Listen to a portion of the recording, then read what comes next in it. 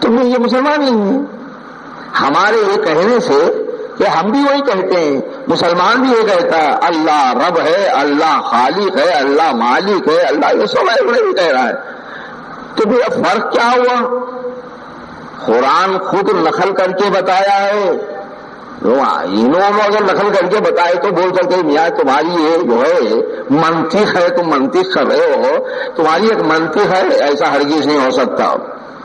ہزاروں بتوں کی پرستش کرتا مشرک ہے، انہیں کیسا بول سکتا؟ یہ بولیے. قرآن خود بولا پوچھو ان سے، پوچھنے پر یہ بتایا جا رہا ہے کہ زمین و آسمان کا کون بنایا؟ اللہ. پالتا کون؟ اللہ. رزق دیتا کون؟ اللہ. مارتا کون؟ جلا ہوا اللہ ہے نا. تو معلوم ہوا کہ مسلمانوں کو سمجھنا چاہیے یہ جو اللہ بولا ہے، پالنے والا، مارنے والا، جلانے والا، بہا یہ جو کچھ ہے یہ بھی اللہ بولا ہے نا. تو اس میں تسلیم کے درجے میں تو دونوں برابر آ گئے. اللہ کو اللہ بولنے میں تسلیم کے درجے میں دونوں برابر آ گئے. تو میں یہ نہیں بول رہا ہوں کہ مسلمان اور کافر دونوں ایک ہے، ایسا نہیں، ایسی بات نہیں. میں مثال میں لا رہا ہوں کہ کہنے میں تو وہ بھی اللہ کہا ہے، کہنے میں یہ بھی اللہ کہا ہے، تفسیر میں بھی آ کے کہا ہے انہیں، یہ بھی تفسیر میں آ کے کہا ہے. تو دونوں کے کہنے میں، دونوں کے ماننے میں، دونوں کے تسلیم کرنے میں یکسانیت معلوم ہو رہی ہے نا. سمجھ آ رہا؟ تو کہیں یہ نہ سمجھ جائے کہ ایسا بولنے والا ایمان والا ہوتا ہے، کہیں ایسا نہ سمجھ جاؤ تم کہ ایسا بولنے والا ایمان والا ہوتا ہے. نہیں، تم تحقیق سے ایمان لاؤ. وہ بے سوچے سمجھے بولتا ہے، وہ بے سوچے سمجھے بولتا ہے، اس لیے تسلیم کے درجے پر ہے. تم سمجھ کر بولو، جان کر بولو، اس لیے تم کو جو ہے تحقیق کے درجے پہ لے کر جا رہا.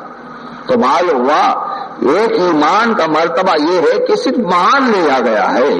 تو مان لینے میں کیا نقصان ہوا؟ اس کو صرف مان لیا اللہ ایک ہے، اس کو نقصان کیا ہوا؟ اس سے کوئی فائدہ نہیں ہوا.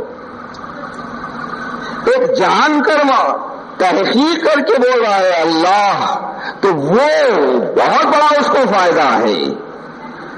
بات سمجھ نہیں نا. تو تسلیم کے درجے کا ایک ایمان ہے، تحقیق کے درجے کا ایک ایمان ہے. اس لیے حق تعالیٰ ہمارے جو ایمان کی نفی نہیں کیا، ہمارے ایمان کی نفی نہیں کر کے اس لیے کہا تم ایمان والے چھو مگر پھر ایمان لاؤ، تم ایمان والے چھو مگر پھر ایمان لاؤ.